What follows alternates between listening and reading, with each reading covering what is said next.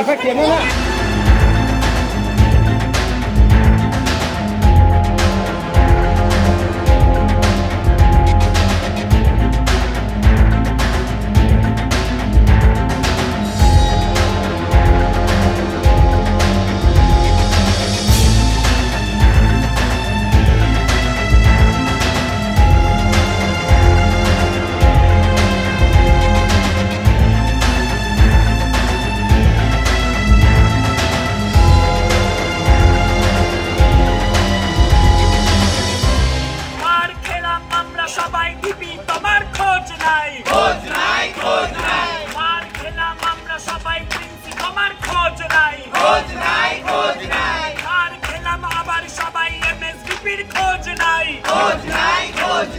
নিরাপত্তা কবে পাবো আর কত মার খাবো, নিরাপত্তা কবে পাবো আর কত মার খাবো। সম্পূর্ণ কর্মবিরতি। আমরা এর আগে ঠিক যেভাবে কর্মবিরতিতে গিয়েছিলাম, আমরা ঠিক কেন আজকে থেকে কর্মবিরতি ঘোষণা করলাম, আমরা একটা সুযোগ, শেষ সুযোগ দিতে চাই যে সুপ্রিম কোর্টে ঠিক কি ওনারা প্রডিউস করেন। সুপ্রিম কোর্টে সিজিআই বলেছিলেন যে আমাদের জুনিয়র ডাক্তারদের একটা কনফিডেন্সে নিয়ে একটা পরিবেশ তৈরি করতে হবে।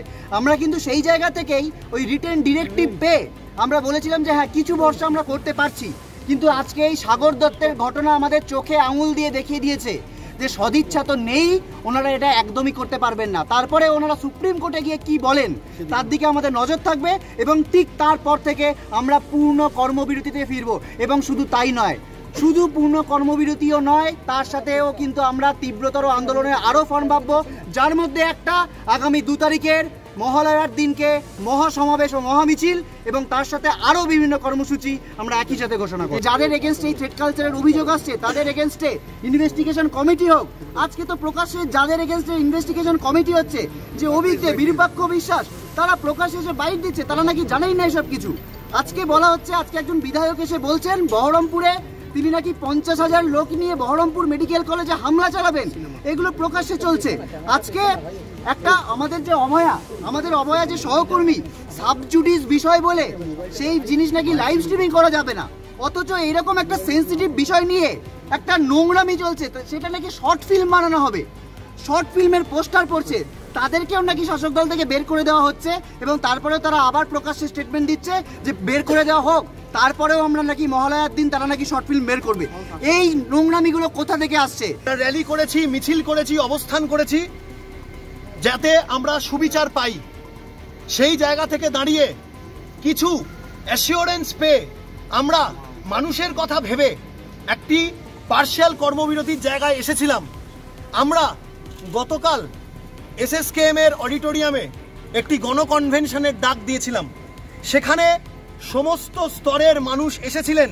তারা আমাদের আন্দোলনের সাথে কিভাবে সম্পৃক্ত আছেন, কিভাবে অভয়ার ন্যায় বিচারের জন্য আমরা আরও আন্দোলনকে এগিয়ে নিয়ে যাব, কিভাবে এই যে দিকে দিকে চলে যাওয়া থ্রেড কালচার সেগুলোকে আমরা কিভাবে সরকারের কাছে পৌঁছে দেব, কিভাবে যে সেফটি সিকিউরিটির দাবি আমরা তুলেছি সেগুলো কতদূর ইমপ্লিমেন্টেড হলো, এইগুলো নিয়ে আমরা কথা বলবো বলে গণকনভেনশন ডেকেছিলাম।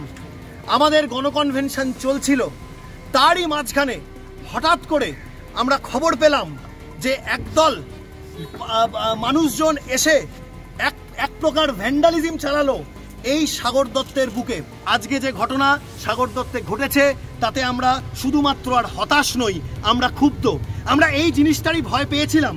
আমরা বারবার করে বলেছি, আজকে আপনারা হয়তো জানেন যে আজকে সকালবেলায় যে প্রিন্সিপাল হেলথ সেক্রেটারি যার পদের অপসারণের জন্য আমরা বারবার সোচ্চার হয়েছি, তিনি কি দেখতে পেলাম, তিনি আজকে এই সাগর দত্তের বুকে এলেন, এসে তার নিজস্ব যা যা দায়ভার আছে, যা রেসপন্সিবিলিটি আছে, যা অ্যাকাউন্টেবিলিটি রয়েছে তা ঝেড়ে ফেললেন এবং বললেন যে প্রিন্সিপাল এবং এমএসভিপি তারা ব্যর্থ। আমরা বারবার বলে এসেছি এই স্বাস্থ্য ব্যবস্থায় ঘুম ধরে গেছে এবং এই প্রিন্সিপাল হেলথ সেক্রেটারি তিনি ব্যর্থ, তার বিরুদ্ধেও তার পদের অপসারণ চেয়েও আমরা কিন্তু বারবার সোচ্চার হয়েছি এবং আমরা বলে দিচ্ছি আগামী দিনে আমাদের আন্দোলনের মধ্যে তার পদের অপসারণের যে দাবি সেটা আরও তীব্রতর হতে চলেছে। আমরা এখানে জানাতে চাই, আপনারা জানেন যে আমরা চিফ সেক্রেটারির কাছে এই আমাদের 4 এবং 5 নম্বর যে দাবি সেফটি সিকিউরিটি থ্রেড কালচার, এ নিয়ে আমরা আবার মেল করেছিলাম। সেই মেলের কিন্তু প্রায় 48 ঘন্টার ওপর কেটে গেলেও তার কোনো সদুত্তর পাইনি, বরং আমরা কি পেলাম, সাগর দত্তর মতো একটা ঘটনা যেখান থেকে বলা হলো আরজি কর করে দেবো। রাজ্য প্রশাসনের কাছে যে সেফটি সিকিউরিটির প্রশ্ন ছিল সেই সেফটি সিকিউরিটির প্রশ্ন আমরা নজর রাখছি এবং আমরা মনে করি যে দ্বিতীয় সাগর দত্তের মতন ঘটনা যাতে না ঘটে, দ্বিতীয় অভয়ার মতন যাতে ঘটনা না ঘটে, সেই জায়গা থেকে আমাদের সুপ্রিম কোর্টের দিকে নজর থাকছে।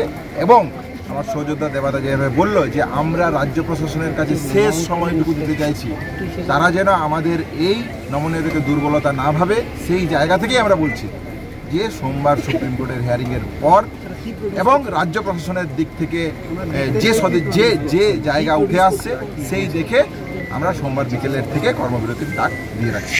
যে 7 দিন থেকে 8 দিন আমরা যে ডাইরেক্টিভ দিলাম, যে আজকে মেল করলাম, chief secretary principal secretary sir এসেছিলেন, সাগর দত্তের সাথে সেফটি সিকিউরিটি নিয়ে বসেছিলেন, এখন অবধি আপনি কিছু দেখতে পাচ্ছেন? যে সিকিউরিটি ল্যাবসটা থাকলে আবার একটা অভয়াকাণ্ড হয়ে যেতে পারে, সেটা কিন্তু আজকে সাগর দত্তের ইনসিডেন্টসটা দেখিয়ে দিয়েছে।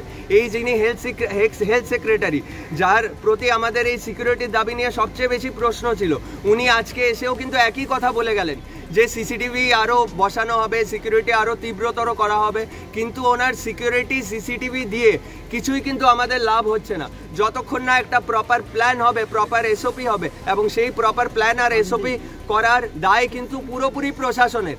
এই জিনিসটায় সিকিউরিটি প্রদান করার দায় পুরোপুরি প্রশাসনের। সুপ্রিম কোর্ট চিফ সেক্রেটারির ডিরেক্টিভস থাকা সত্ত্বেও ওনারা যেহেতু ব্যর্থ হয়েছেন, আমরা কিন্তু সাগর দত্তের জুনিয়র ডাক্তাররা পূর্ণ কর্মবিরতি পালন করব যতক্ষণ না আমাদের সিকিউরিটি ইস্যুসের ডেভেলপমেন্ট হচ্ছে।